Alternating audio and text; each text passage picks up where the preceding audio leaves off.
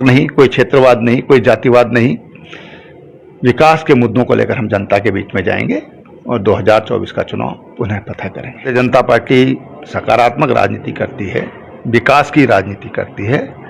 Bharatiya Janata party का agenda Bharat का संपूर्ण विकास है।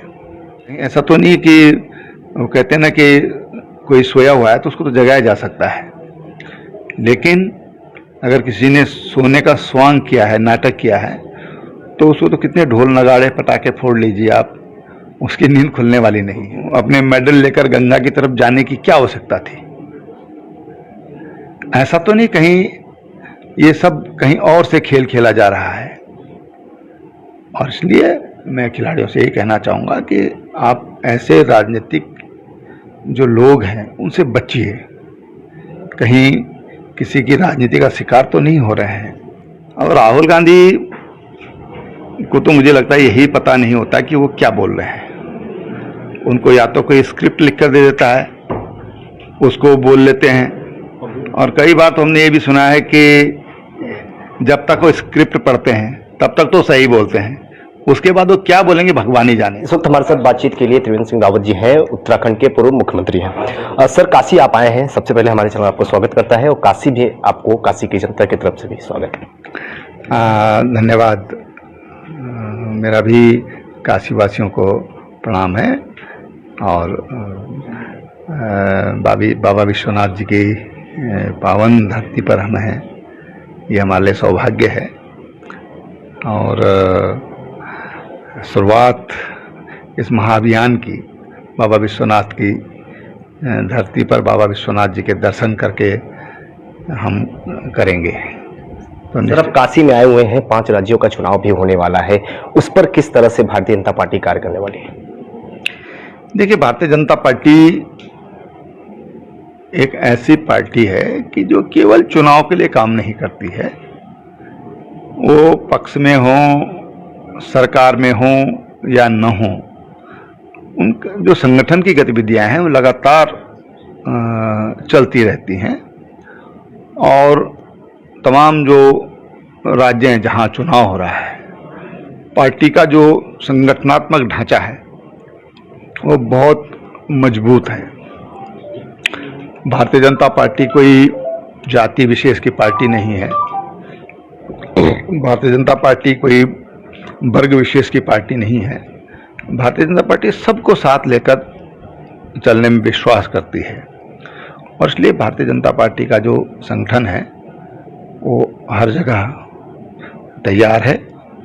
और आने वाले जो चुनाव हैं, भारतीय जनता पार्टी उन चुनाव में कैसे चुनाव को फतह कर सकते हैं उसकी रणनीतिक तैयारी कर रही है। इस पर विपक्ष की अगर बात कर ली जाए तो लोकसभा चुनाव के लिए तमाम पार्टियां जो हैं वो एकजुट हो रही हैं और अपनी रणनीति तैयार कर रही है। साफ तौर पे कहना है कि भारतीय जनता पार्टी को केंद्र से हटाना है। अब देखिए, उनका तो हटाओ अभियान चल रहा है, हमारा देश बनाओ अभियान चल रहा है। भारतीय जनता पार्टी सकारात्मक राजनीति करती है, विकास की राजनीति करती है। भारतीय जनता पार्टी का एजेंडा भारत का संपूर्ण विकास है, और जनता वो सब देख रही है जो अभूतपूर्व विकास के कार्य हुए हैं।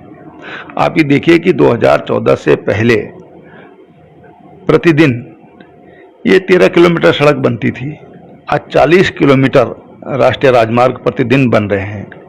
आप रेल का बजट देखिए, रक्षा का बजट देखिए, तो खेल का बजट देखिए, तमाम क्षेत्रों में अभूतपूर्व कार्य हुए हैं।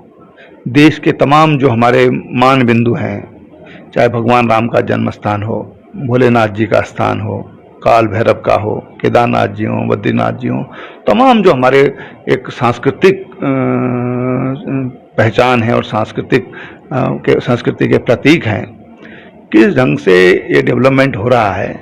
और सांस्कृतिक मामलों में तो मैं कहना चाहूँगा कि अहिल्याबाई होलकर के बाद अगर अपने सांस्कृतिक और धार्मिक पहचान के लिए बड़ा काम हुआ है, तो प्रधानमंत्री नरेंद्र भाई मोदी के नेतृत्व में हुआ है। सर, जिस तरह से ये भी देखा जा रहा है कि इन दिनों देश में एक मुद्दा जो है वो कहीं न कहीं चर्चे में बना हुआ है, खिलाड़ियों की बात हो रही है ये वही खिलाड़ी हैं जो अपनी ट्रॉफी को लेकर हरिद्वार जा रहे थे, तो उस पर भी लेकर राजनीति हो रही है। इस पर तमाम तरह की प्रतिक्रियाएं देखने को मिली। विपक्ष का कहना है कि 24 की तैयारियां चल रही है, इस खिलाड़ियों को मुहरा बनाया गया है इस मामले में। अब देखिए, खिलाड़ियों ने जो भी आरोप लगाए हैं उस पर उनके अनुसार जांच समिति बनाई गई। वो कोर्ट में गए, कोर्ट ने जो आदेश किए उस पर कार्रवाई हो रही है, पुलिस उस पर जांच कर रही है, पुलिस अपना काम कर रही है। और जब तक जांच बाहर नहीं आई, ये समझ में नहीं आता कि उनको अपने मेडल लेकर गंगा की तरफ जाने की क्या आवश्यकता थी। ऐसा तो नहीं कहीं ये सब कहीं और से खेल खेला जा रहा है। और इसलिए मैं खिलाड़ियों से यही कहना चाहूंगा कि आप ऐसे राजनीतिक जो लोग हैं उनसे बचिए, कहीं किसी की राजनीति का शिकार तो नहीं हो रहे हैं। और जो पुलिस जांच कर रही है, कोर्ट के निर्देश पर जो कुछ भी हो रहा है, तो उसकी प्रतीक्षा करनी चाहिए। आखिर कहीं तो आप विश्वास करेंगे। आप कहेंगे हम किसी विश्वास ही नहीं करते, तो वैसे कैसे काम चलेगा। देश की न्याय व्यवस्था है, पुलिस व्यवस्था है, आपके हिसाब से जांच समिति बनी है, तो ये दुर्भाग्यपूर्ण है। और कभी कभी ऐसा लगता है कि ये सब जो हो रहा है, कहीं ऐसा तो नहीं कि वो कहते हैं ना कि कोई सोया हुआ है तो उसको तो जगाया जा सकता है, लेकिन अगर किसी ने सोने का स्वांग किया है, नाटक किया है, तो उसको तो कितने ढोल नगाड़े पटाखे फोड़ लीजिए आप, उसकी नींद खुलने वाली नहीं है। नई संसद भवन पे भी तमाम तरह के सवाल उठ रहे हैं, और इन दिनों जब राहुल गांधी जब भी विदेश दौरे पे होते हैं तो कुछ कुछ उनकी बयानें जो है वो वायरल होती नजर आती हैं। एक बयान उनका है मोदी जी को लेकर, उन्होंने भगवान को भी जोड़ा है। कैसे देख रहे हैं उस पर और क्या प्रतिक्रिया देंगे? और राहुल गांधी को तो मुझे लगता है यही पता नहीं होता कि वो क्या बोल रहे हैं। उनको या तो कोई स्क्रिप्ट लिखकर दे देता है, उसको बोल लेते हैं। और कई बार तो हमने ये भी सुना है कि जब तक वो स्क्रिप्ट पढ़ते हैं तब तक तो सही बोलते हैं, उसके बाद वो क्या बोलेंगे भगवान ही जाने। तो राहुल गांधी कब क्या बोलते हैं और क्या बोलना चाहिए, कई बार उनकी जो बोलने की जो उनकी या समझने की जो क्षमता है उनकी, उस पर भी संदेह होता है कि आखिर विदेशों में जाकर के और अपने देश का अपमान करने से क्या मिलता है। भाई दुनिया के सामने तो वयम पंचाधिकम शतम वाली बात होनी चाहिए, लेकिन ऐसा नहीं हो रहा है, ये दुर्भाग्य है। एक अंतिम सवाल रहेगा सर, चूंकि वीडियो बहुत बड़ा हो रहा है, तो इसमें सवाल ये बनता है कि 2024 को लेकर जिस तरह से विपक्ष अपनी रणनीति तैयार कर रही है, क्या भारतीय जनता पार्टी किस तरीके से रणनीति तैयार कर रही है? और आज आप काशी आए हुए हैं, तो काशी से कुछ नया रणनीति तो नहीं तैयार करके जाने वाले? देखिए, ये तो बाबा विश्वनाथ की धरती है और माननीय प्रधानमंत्री जी का ये लोकसभा क्षेत्र है। पिछले दोनों चुनावों में, चाहे 14 का चुनाव हो, 19 का चुनाव हो, तो बनारस की जनता ने उनको भरपूर आशीर्वाद दिया है, भरपूर आशीर्वाद दिया है।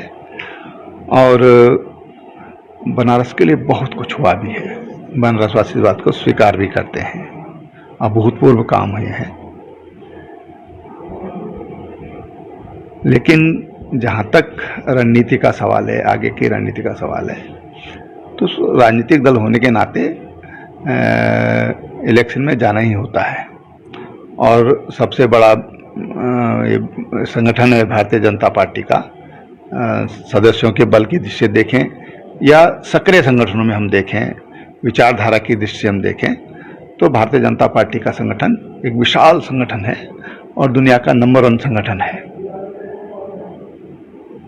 हम जनता के द्वार जा रहे हैं 9 साल की उपलब्धियों को लेकर के, और 9 सालों में गरीब कल्याण के लिए हों, महिलाओं के कल्याण के लिए हों, या किसानों के सम्मान के लिए हों, व्यापारियों के लिए हों, किस तरह से काम हुआ है। खेल जगत से जुड़ी हुई हस्तियां हैं, शिक्षा का क्षेत्र है, नई शिक्षा नीति है, तमाम ऐसे काम इन 9 सालों में हुए हैं उनको लेकर हम जनता के बीच में जा रहे हैं, एक सकारात्मक सोच के साथ, एक सकारात्मक राजनीति और विकास के मुद्दों के आधार पर। कोई भावनात्मक नहीं, कोई क्षेत्रवाद नहीं, कोई जातिवाद नहीं, विकास के मुद्दों को लेकर हम जनता के बीच में जाएंगे और 2024 का चुनाव पुनः पता करेंगे। बहुत बहुत धन्यवाद। आप सब सुन रहे थे उत्तराखंड के पूर्व मुख्यमंत्री जी को, जिन्होंने साफ तौर पे बता दिया कि 2024 की किस तरीके से रणनीति तैयार होने वाली है और विपक्षियों का जो रणनीति है वो एक तरफ होगा, लेकिन भारतीय जनता पार्टी अपनी नई रणनीति के साथ इस बार लोकसभा के चुनाव लड़ने वाली है। वाराणसी दीपक चौबे, ब्यूरो रिपोर्ट, ROS।